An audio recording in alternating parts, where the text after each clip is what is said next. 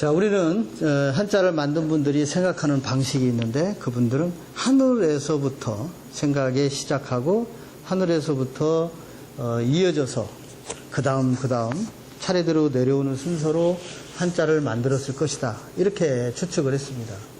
따라서 한자를 만들면서 먼저 당연히 하늘을 나타내는 한자를 먼저 만들었을 것이다. 이렇게 말씀을 드렸고 그런 관점에서 만약에 내가 하늘을 나타내는 한자를 만든다면 나는 어떻게 표시를 할 수 있을까? 이렇게 같이 생각해 보자고 제안을 했었습니다. 자, 만약에 여러분들이라면 하늘을 어떻게 표시할 수 있을까요? 우리는 작은 것은 너무 작아서 못 보고 큰 것은 너무 커서 못 봅니다. 따라서 우리가 눈으로 보는 것, 그것이 전부라고 생각하면은 하늘을 나타내는 한자는 만들 수가 없습니다.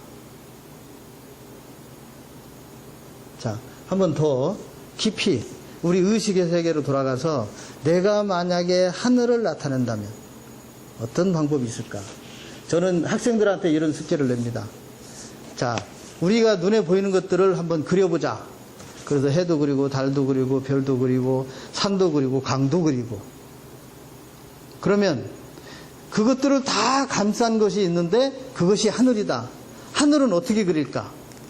이런 숙제를 내주기도 합니다. 그런데 결국 어린이들이 답을 얻기는 어려운데 저는 마지막에 그런 제가 답을 제시를 합니다. 종이에다가 산도 그리고 달도 그리고 별도 그리고 산도 강도 그리고 해도 그리고 다 그려놓은 다음에 그것을 뚫뚫 뭉칩니다. 뭉쳐가지고 한 종이 뭉탱이로 만들어 놓으면 이런 형태가 됩니다. 자, 이것은 보기에는 그냥 뭉퉁그려진 종이 뭉치 하나지만 이 속에는 아까 우리가 그렸던 것들이 다 담겨 있습니다. 해도 달도 별도 산도 물도 강도 집도 나무도. 그런데 그와 같은 방식으로 한자를 만든 분들이 하늘을 나타냈어요. 바로 이게 그분들이 생각한 하늘입니다. 그런데 점으로 하늘을 나타내니까 너무 단순하죠. 그래서 여기다가 뜻과 소리를 더합니다. 점주라고. 자, 이건 점이라는 건 이미 우리는 이제야 다 알지만 저 점의 의미가 뭘까? 우리는 지금까지 점은 그냥 점으로만 생각했습니다. 조그만 영역을 차지하고는 점으로만 생각을 했는데 우리가 이렇게 점이라고 쓴 것은 이게 분명히 한글입니다. 그런데 한글을 우리말 한글로 저렇게 써놓고도 우리는 점이 뭔지를 알 수가 없어요. 이게 역시 우리 한글도 지금 우리가 완전히 잘 알고 있지 못하다. 그런 뜻이기도 합니다. 자, 이 하나의 의미가 잘 모를 때는 이것을 두 개를 중첩해 봅니다. 점점. 무슨 뜻이 떠오르나요? 점점.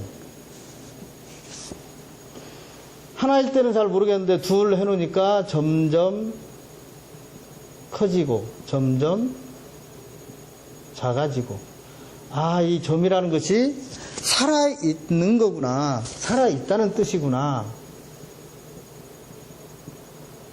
라는 의미를 여기로부터 우리가 유추해낼 수가 있습니다. 점이라는 것이 죽은 것이 아니라 살아있다. 그걸 나타내기 위해서 모양을 이렇게 그리고 그 의미를 점이라고 이렇게 부릅니다. 따라서 이 점은 단순히 이렇게 그 하얀 이 칠판을 차지하고 있는 점 하나에 불과한 게 아니라 점점 커지고 작아지는 살아있는 것이다.